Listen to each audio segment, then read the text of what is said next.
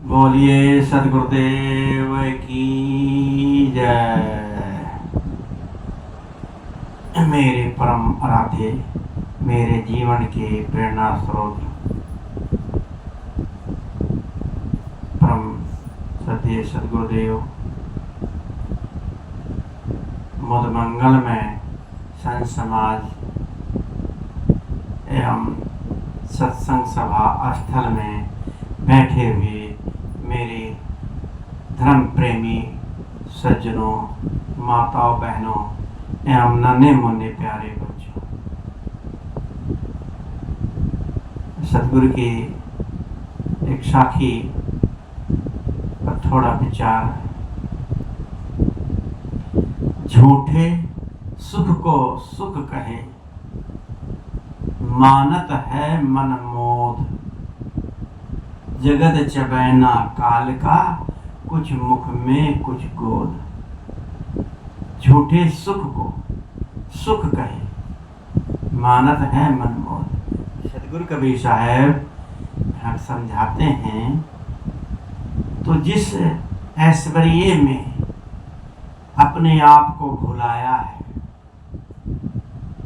घर मकान जमीन जायदाद बीवी बच्चे रिश्तेदार सगे संबंधी अपना पराया, इनमें अपने आप को तूने उलझाया हुआ है। इसको तू इसमें सुख मानता है। ये थोड़े दिन के लिए सुख है। किसी भी चीज का आपने अनुभव भी किया होगा, चाहे कोई गाड़ी नहीं ले आए, 2-4 दिन झाड़ेंगे पोछेंगे, अच्छी लगेगी, आरती धूप बत्ती भी कर देते हैं। इसके बाद महीने के बाद वो सुख खत्म हो जाता है, फिर दूसरा नया सुख ढूंढते हैं।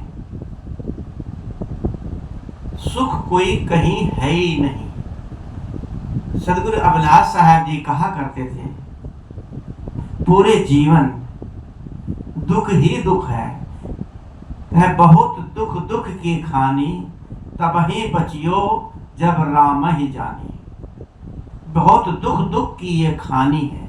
ये मनुष्य जीवन जो मिला बड़ा दुख का है, दुख भरा है। पूरे संसार में कहीं भी कोई सुखी व्यक्ति ढूंढो, कोई सुखी नहीं मिलेगा। सुखिया है तो केवल नाम आधारा। जो संत महापुरुष होते हैं वही सुखी रहते हैं, अपने आप में लीन रहते हैं, उन्हें दुख कुछ नहीं होता। ऐसे ही एक ईरान विदेश के अंदर एक संत रहते थे, उनका नाम विस्मृत हो रहा है। तो उनके पास कोई जिज्ञासु राजा के पास जा रहा था और उनसे मिलने के लिए पहुंच गया। तो उस वक्त सिकंदर का राज चल रहा था। तो उसके पास, उस संत के पास जब पहुंचा तो उसने कहा, उस व्यक्ति ने, कि आप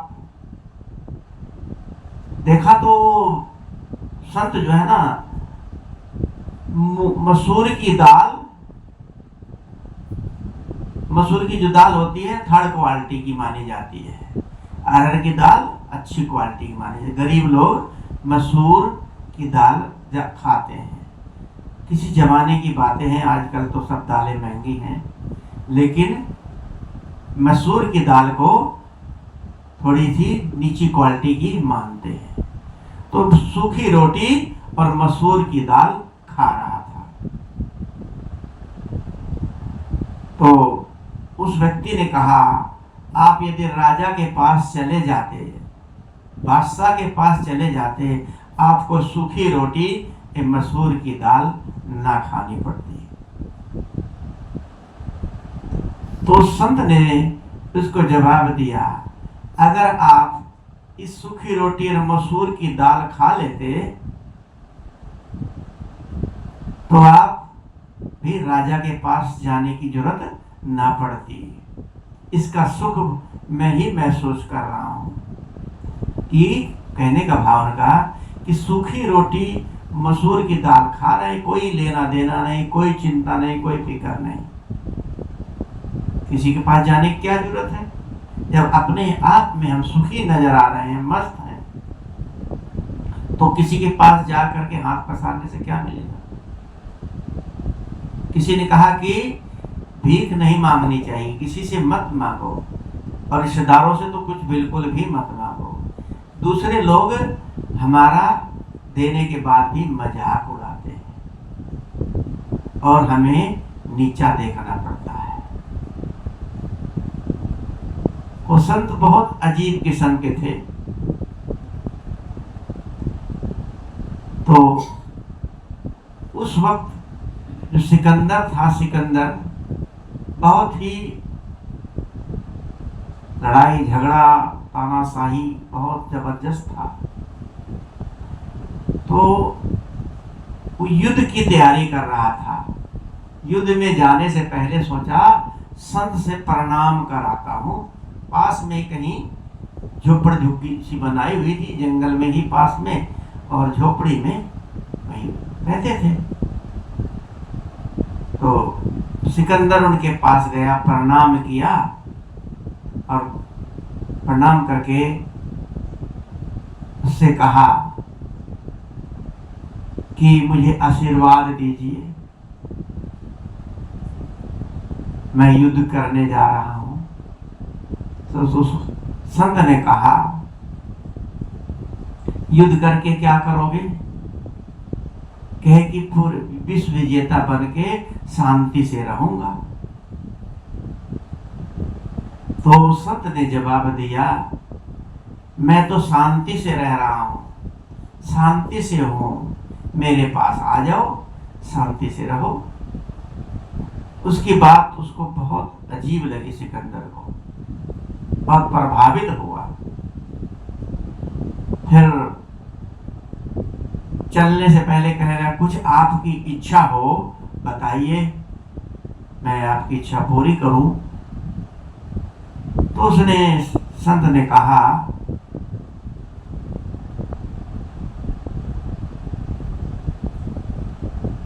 कि सर्दी का मौसम था और वो सामने से सूरज निकला हुआ था, और वही सामने सूरज के सामने ही सिकंदर खड़ा था। तो खड़ा हुआ तो सूरज की आड़ हो गई, धूप उसकी आड़ में हो गई। तो उस संत ने कहा कि आप धूप लिए खड़े हो, एक तरफ हो जाओ, बस। कुछ नहीं मांगा उससे कि आप धूप लिए खड़े हो, आप सामने से हट जाओ, बस यही मेरी इच्छा है। उसके शब्दों को उसके अंदर बहुत कौंधा, अजीब संत है ये। और जाकर के अपने सैनिकों से, साथियों से कहा कि युद्ध जीत करिए कि तो विश्व विजेता सम्राट बनूंगा, या फिर इसे आर्गनिस्ट ऐसे नाम को संत का था कि इसी तरह से मैं संत बनूंगा। उसके शब्दों से बहुत प्रभावित हुआ, अजीब किस्म का संत। तो संत महापुरुष अपने आप में संतुष्ट होते हैं, सुखी होते हैं। दुखिया सब संसारा, सुखिया केवल नाम आधारा, गोस्वामी जी भी कहते हैं। तो मैं कह रहा था कि झूठे सुख को सुख कहे, मानत है मनमोह। ये तो झूठे सुख को सुख कह रहा है, इसमें सुख नाम की चीज नहीं। मैं कहा था, सदगुरु रविदास साहब जी कहा करते थे कि सुख बिल्कुल भी नहीं है, दुख का अभाव हो जाना ही। थोड़ी देर के लिए दुख नहीं रहता, दुख का अभाव हो जाना ही हमें सुख लगता है, बस। इसी को हम लोग सुख कहते हैं। सुख कोई चीज नाम की है ही नहीं। सुख ना आता है ना जाता है, दुख ही दुख है पूरे जीवन।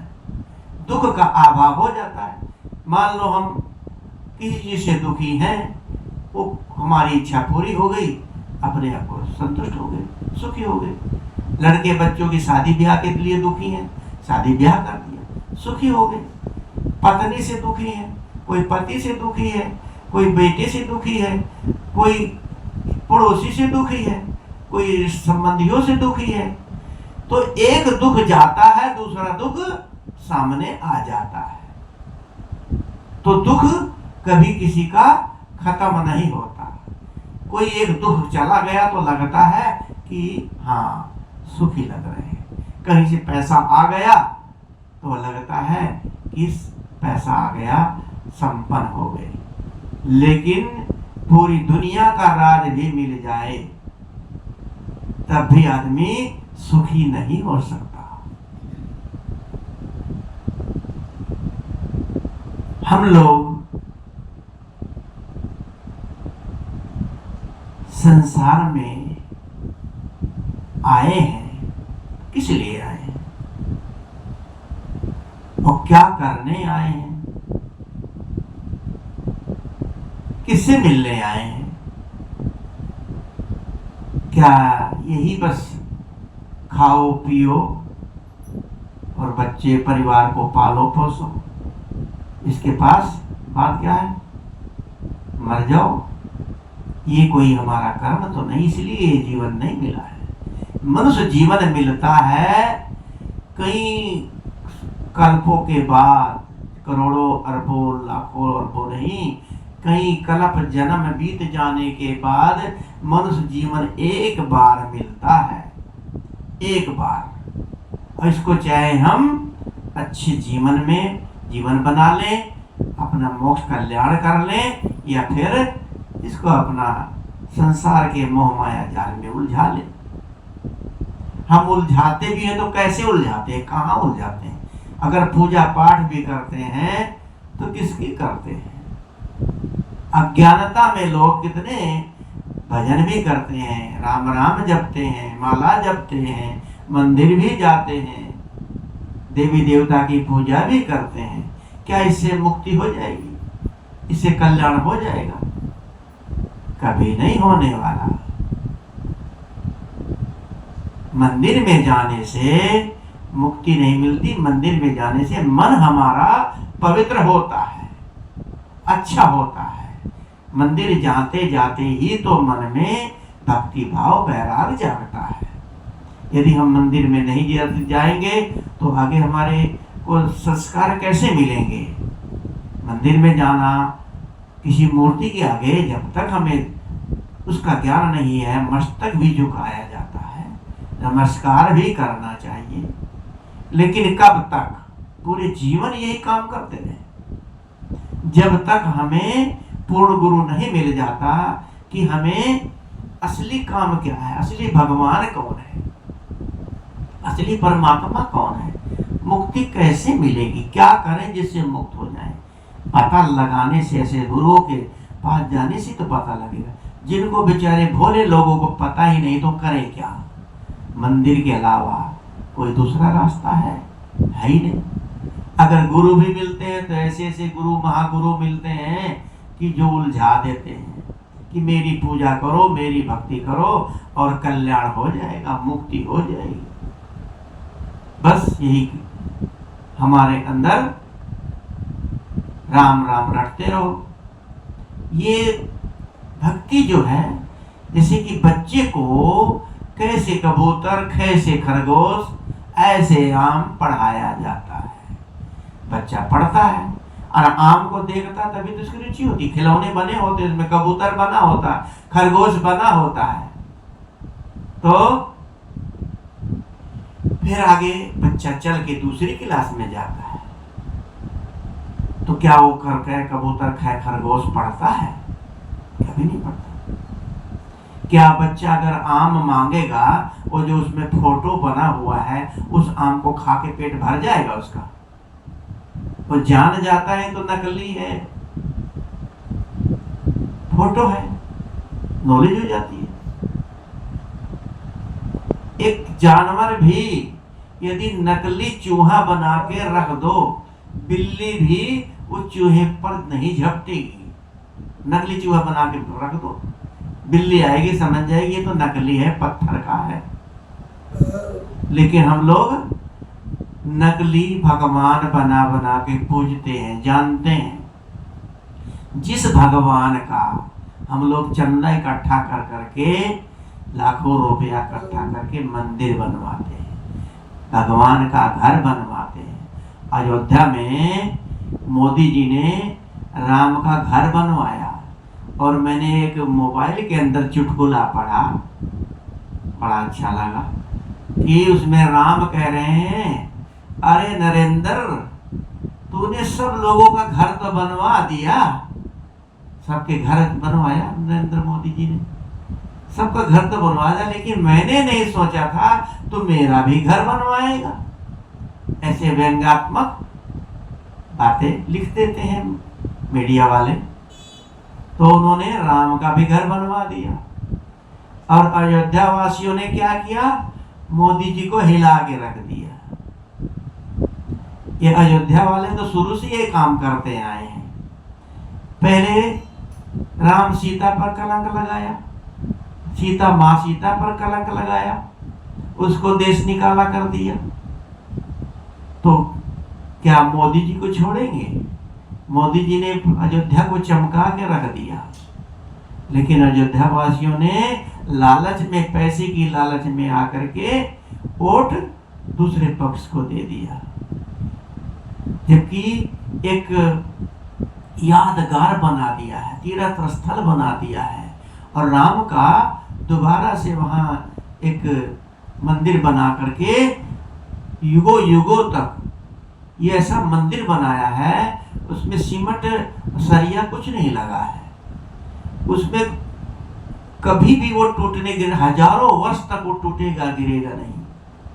वो भूकंप बाढ़ भी आए, भूकंप भी तब भी वो गिरने वाला नहीं। बहुत पैसा लगा करके ऐसा मंदिर बनवाया, कितना अच्छा काम किया, लेकिन लोगों ने मोदी जी को बहिष्कार कर दिया। अरे वहां अगर मोदी जी ना होते तो अगर कहीं दूसरे पक्ष का राज होता तो वहां मस्जिद ही बनती।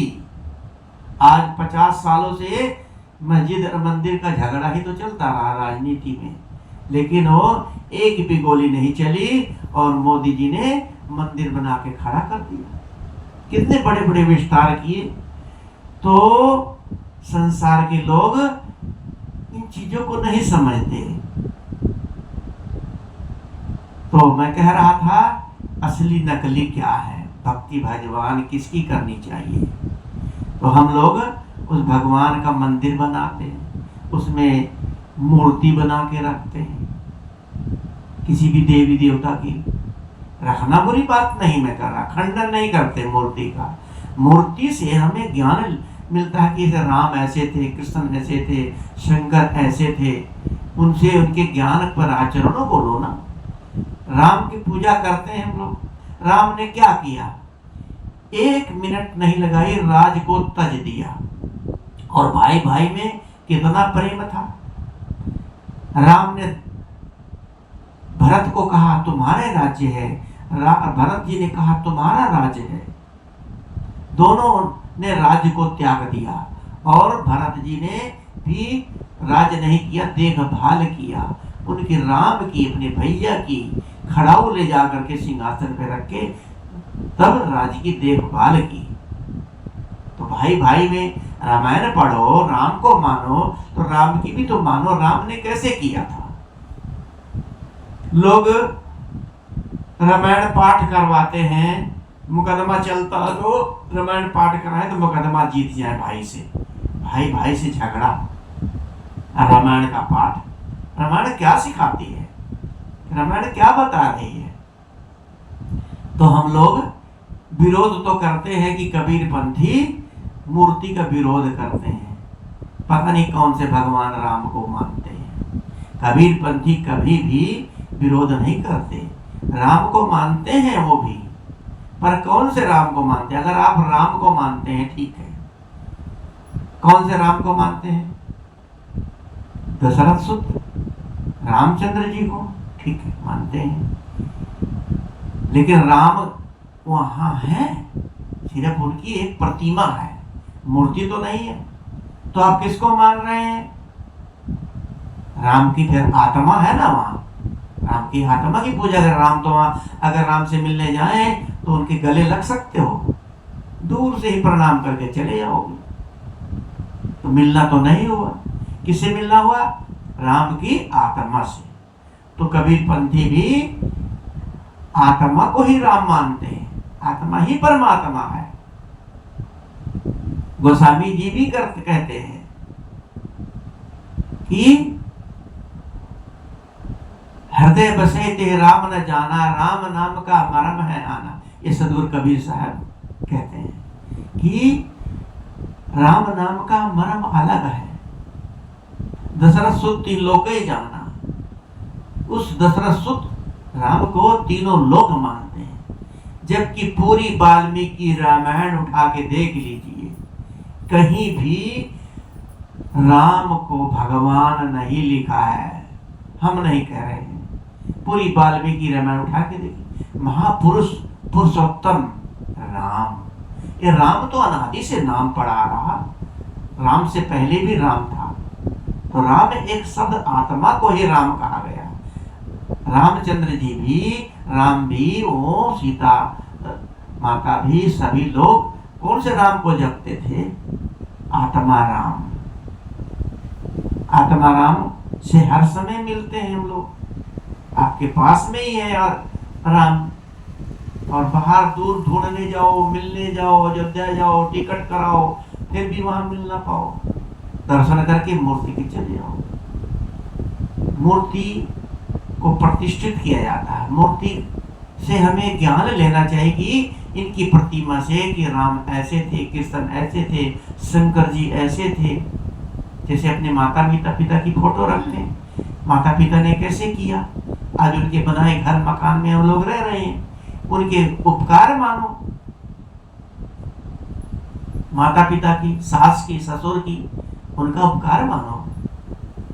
मूर्तियां पत्थर से बनाई जाती हैं, गढ़ी जाती हैं। एक संत थे, बता रहे थे राजस्थान के कि घूमता घूमता संगमरमर के पत्थर देखने के लिए पत्थरों के उसमें चला गया।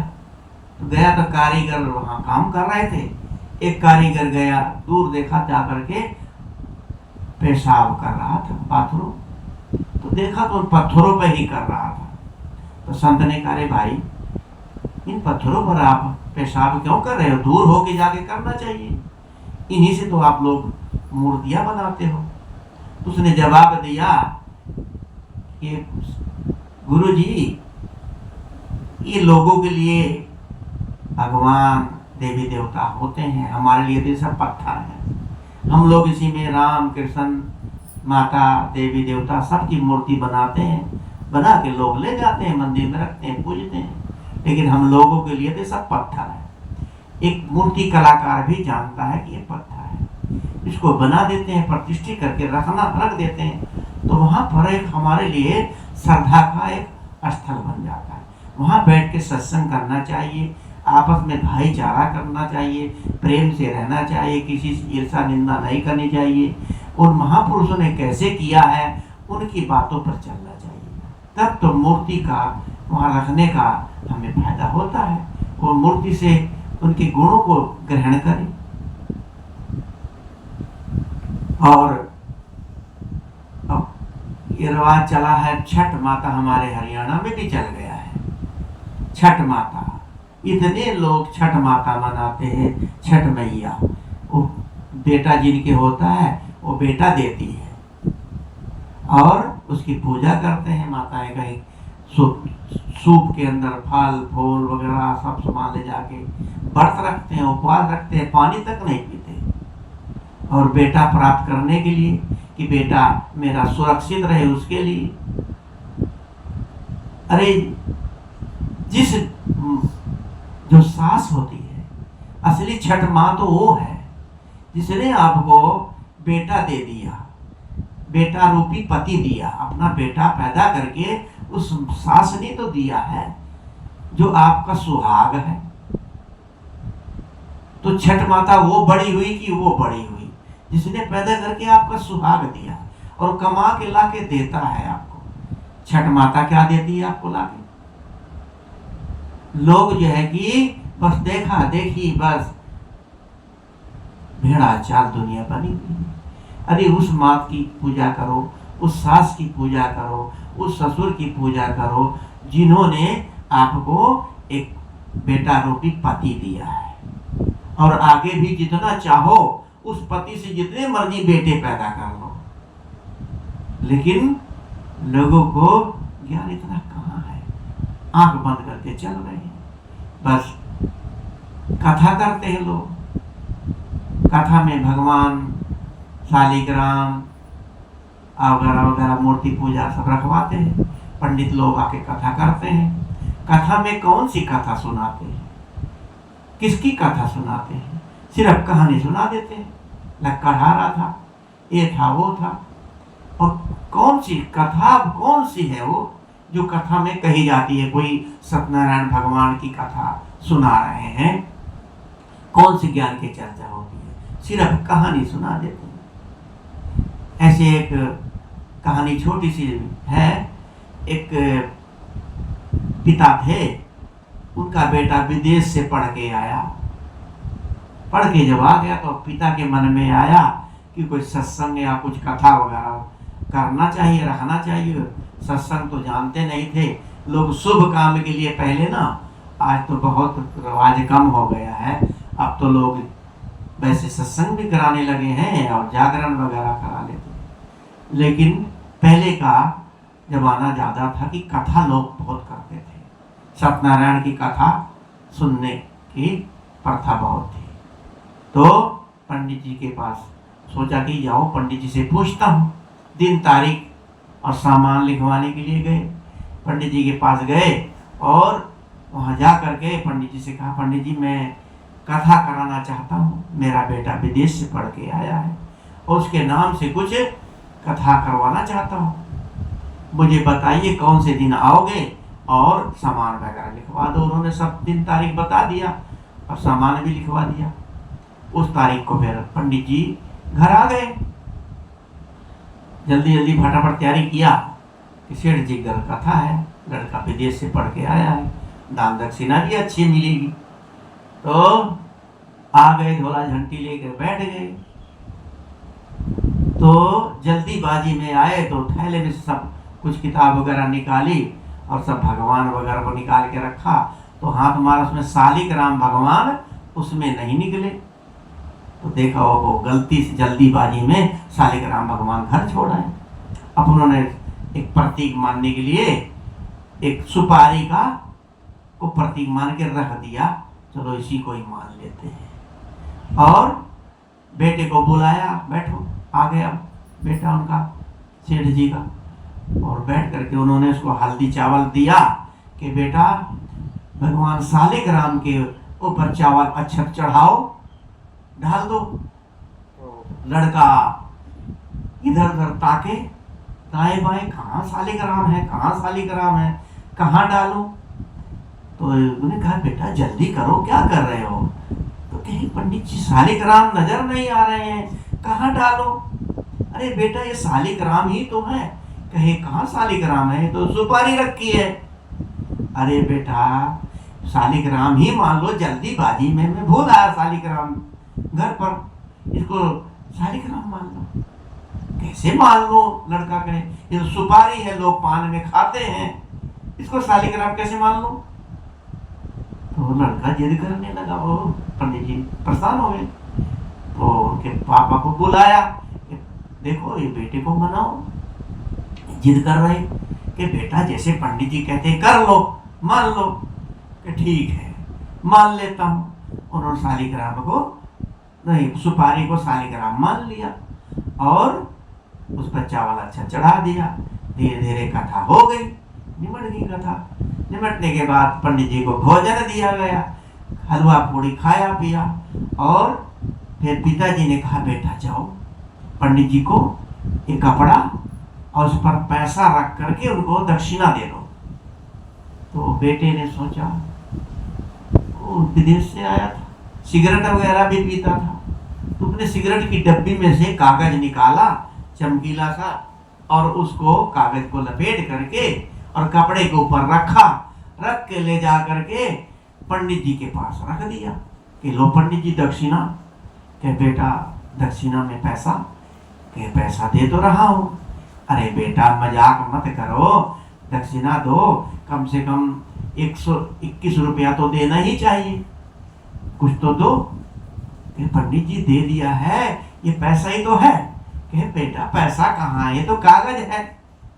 अरे पंडित जी, जब आप कथा में सुपारी को शालिग्राम भगवान मेरे से मनवा दिया कि ये शालिग्राम है, जब मैंने इसको शालिग्राम मान लिया, आप भी इसको पैसा मान लो कि पैसा है, क्यों नहीं मान रहे हो? इसको भी मान लो कि पैसा है। पंडित जी तो हैरान हो गए, तो पंडित जी को उसने कागज रख के दक्षिणा दिया। ऐसे ही हम लोग जो है कि पंडितों के चक्कर में वो उलझ जाते हैं। अगर कोई काम नहीं बनता है तो पंडित चिंता मत करो, हम आपका शादी का वो बना देंगे, दूसरी राशि तीसरी राशि, इस राशि से नहीं उस राशि से बना देंगे शादी विवाह, और बना देते हैं। और जब विवाह बना देते हैं, देखते हैं बारात जाती है, रास्ते में एक्सीडेंट कितने हो जाते हैं, गाड़ियां पलट जाती हैं। पंडित जी को नहीं पता था कि ऐसा भी हो जाएगा, तो लोग कितने लोग जो है कि इसी में पंडितों के जाल में फंसते रहते हैं, उलझ जाते हैं। और देखा मैंने एक जगह शादी हो रही थी, कम से कम कुछ नहीं आधी किलो गोबर रखा बार द्वारी पर, बार द्वारी होने के उसमें गणेश बनाने के लिए, गणेश जी को गोबर से गणेश बना के रख दिया, आधा किलो गोबर उस पर गणेश जी रख दिए, गोबर गणेश। अगर कहीं गणेश जी जीवित होते तो कहते कि तुम मुझे गोबर का गणेश बना रहे हो, गोबर की प्रतिमा बना रहे हो मेरी। अरे किसी अच्छी चीज की बनानी चाहिए, अगर बनाना है तो मिट्टी की बना दो, गोबर की क्यों बना रहे हो? ये पंडितों का सब ये खिलवाड़, सब मनगढ़ंत पूजा पाठ, इनमें हम उलझ रहे हैं, मूर्ति पूजा में सब में उलझ रहे हैं। अरे असली चीज को पहचानो, असली ज्ञान को पहचानो। इस संसार में सुख नाम की कहीं चीज अभी कहा नहीं है। अपने जीवन को मुक्ति का कल्याण करने के लिए हम आए हैं, पूरा जीवन खाते खाते बिता देते हैं, लेकिन मुक्ति का काम, कल्याण का काम कैसे करें? अरे सद्गुरुओं के संग सत्संग में जाओगे तभी, पूर्ण गुरु करोगे तभी ये सब मार्ग मिलता है। डेली प्रतिदिन बैठ करके ध्यान करना चाहिए और सत्संग करना चाहिए, संतों की बताई बातों पर विश्वास करके उसको मानना चाहिए। किसी की भी पूजा करो, हम ये नहीं कहते गुरु की करो, किसी की भी पूजा करो जो महापुरुष होते हैं। सब महापुरुषों के आगे भगवान शब्द लगा दिया जाता है, इसलिए कि वो महान होते हैं। महान को भगवान कह दिया जाता है। भगवान राम भगवान नहीं थे, भगवान महान काम करने थे, हम लोगों उनको भगवान कह दिया। भगवान एक महान को कहा है, भगवान महावीर, भगवान वाल्मीकि, भगवान परशुराम, भगवान कितने भगवानों का नाम है। अगर भगवान एक होता तो एक की पूजा करें, सबके भगवान अलग अलग, कौन से भगवान की पूजा करें? आज जब कोरोना काल चला था तो एक भी भगवान किसी का काम नहीं आया, सब दुम दबा करके सब बैठ गए, कोई भी भगवान निकल के नहीं आया। अरे भाई असली भगवान मैं हूँ, आप लोग चिंता मत करो, ये सब बीमारी मैं अभी हटा देता हूँ, मेरी पूजा पाठ तो करो, आरती वंदना तो करो, घंटा घड़ियाल तो बजाओ। सब बंद हो गया, कहाँ गया भगवान का वो ढकोसला? कुछ नहीं। भगवान असली आत्मा ही है, परमात्मा और आत्मा को ही परमात्मा कहा जाता है। इसलिए अपने मन को पवित्र रखना है, खुद को ठीक रखेंगे, अपने मन को ठीक रखेंगे तभी हम अच्छा काम कर सकते हैं। जब तक हमारा मन सही नहीं होगा, कहा है कि एक साधे सब साधिया, सब साधे एक जाए, जैसे सींचे मूल को फूले फले अगाए। अगर हम सबको साधने चलेंगे तो एक हमारा मन जो है चला जाएगा। मन के बिना तो हम कुछ भी नहीं कर सकते। तो एक को साध लो, मन को एक साधे सब साधिया, सब साधे एक जाए। जैसे सींचे मूल को फूले फले गाय, कि मूल मन जड़ को सींचो, जड़ में पानी डालो तो फूले फलेगा, पौधा फूलेगा फलेगा। ऐसे ही अपने मन को पवित्र करो, इसमें ध्यान दो, इसमें पानी डालो। ज्ञान रूपी गंगा इसी में बह रही है। जब मन हमारा पवित्र नहीं होगा तो कुछ भी पवित्र नहीं हो सकता। तभी सद्गुरु ने कहा, ये मन तो निर्मल भया, जैसे गंगा नीर, पीछे पीछे हरि फिरे, कहे कबीर कबीर। ये जब मन निर्मल हो जाता है, पवित्र हो जाता है, तो फिर कहे कबीर कबीर का मतलब ये कबीर, ये कबीर वीर इस आत्मा को कहा है। ये निर्मल है, जब पवित्र हो जाता है, पूर्ण हो जाता है, तो इसको किसी के पीछे फिरने की जरूरत नहीं है। इसी के पीछे लोग फिरने लगते हैं। संत महापुरुष जो घर बार छोड़ करके जंगल में जाते थे, अब तो आश्रम बना लिए, आश्रमों में रहते हैं। तो महान पुरुषों के पीछे पीछे फिरना चाहिए, उनसे सीखना चाहिए, उनकी रहनी कैसी है। संत महापुरुषों के पास बैठने से, उनकी सुगंधी से हमारा मन शांत हो जाता है। जिसका मन शांत है, समझ लो उसके पास सब कुछ है। तो मन को शांत करने के लिए संतों का सत्संग है। इसलिए सदगुरु कबीर साहब ने कहा कि झूठे सुख को तुम सुख कह रहे हो, झूठे सुख को सुख कहे, मानत है मन मोर, जगत चबैना काल का, कुछ मुख में कुछ गोद। ये जगत चबैना काल का क्या है? जैसे हमें कोई खाने के लिए वस्तु दी जाती है, आंचल में ले लेते हैं, झोली में ले लेते हैं, तो उसमें एक मुट्ठी भरते हैं, मुंह में डाल लेते हैं, चबाते रहते हैं, दूसरी मुट्ठी हाथ में है और कुछ कोंच में है, आंचल में है। खाने के लिए फिर मुट्ठी, फिर दूसरी, फिर भरी, चबा गए, फिर लिया। ऐसे ही काल एक एक को चबा रहा है। कुछ को तो मुंह में डाले हुए है, चबा रहा है। कुछ किसी की मौत हो चुकी है, किसी को पकड़े हुए बस मरने ही वाले हैं, मिनटों में उनको भी मुंह में डाल लेगा और राम नाम सत्य हो जाएगा। ये काल का चबैना।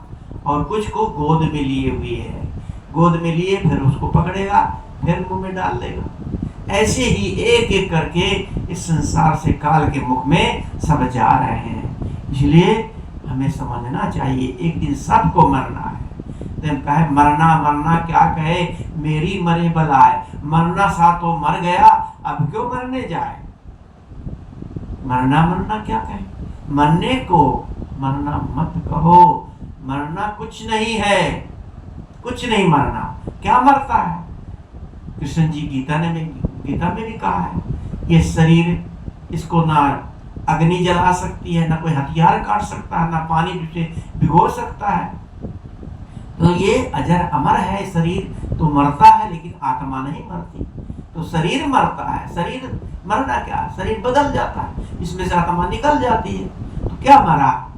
जैसे नए वस्त्र, पुराने वस्त्र निकाल करके हम नए वस्त्र धारण कर लेते हैं, ऐसे शरीर, इस शरीर को छोड़ा दूसरा शरीर धारण कर लिया, बस यही मरना, इसको मरना कहते हैं। मरना क्या? ऐसी भक्ति करो, ऐसा कर्म करो कि बार बार मरना ना हो, बस एक बार मर जाओ, पर कभी जीवन में फिर मरना नहीं होगा। तभी कहा मरना सा तो मर गया, मेरे अंदर के काम विकार राग देश थे सब मर गए, अब क्या मरना बाकी रहा? अब तो कुछ भी मरना बाकी ना, मेरी मरे बलाए, अब क्या मरना बाकी रहा? तो हमें अपने आप को अगर अजर अमर बनाना है, मौत कल्याण का काम करना है, तो अपन नित्य क्रिया, नित्य सत्संग, ऐसे महापुरुषों के सत्संग में जाएं, ऐसे महापुरुषों का ज्ञान ग्रहण करके उस पे चलें। ज्यादा अपने को इधर उधर मत उलझाएं। जब सही ज्ञान हो जाए तो ये सब बेकार की, कहीं छठ माता, कहीं कोई पूजा, कहीं कोई पूजा, पता नहीं कितनी पूजाएं होती हैं, किसका नाम लिया जाए। लोग शराब पी पी करके रामलीला करते हैं, जागरण करते हैं। उस जागरण, उस रामलीला का उसका क्या मतलब होगा? तो असली चीज है सत्संग। संतों का सत्संग सुने, उस पर चलें, उसका आचरण करें, और इसी में तुम्हारा जीवन कल्याण होगा। इन्हीं शब्दों को साथ अपनी वाणी को विराम देता हूँ। बोलिए सद्गुरुदेव की जय।